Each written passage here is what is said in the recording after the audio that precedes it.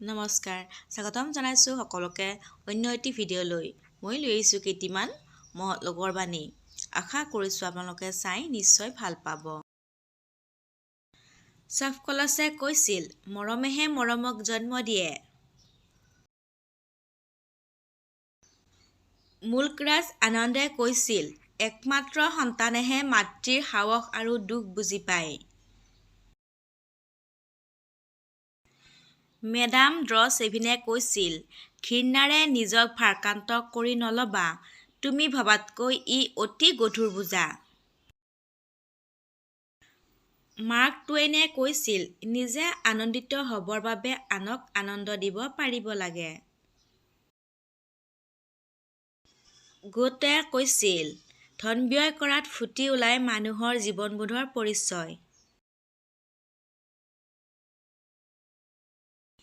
Albert হাৱাৰ্ডে কৈছিল এই পৃথিৱীত মূৰ্খৰ বাহিৰে কোনেও চিন্তাহীনভাৱে জীয়াই থাকিব নোৱাৰে।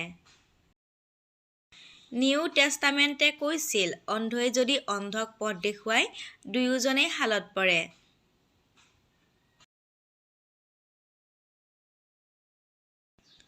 ইহুদী প্ৰবচন অধিক মিঠা নহ'বা তোমাক খাই পেলাব, কিন্তু অধিক তিতাও নহ'বা তোমাক গিলি থ'ব।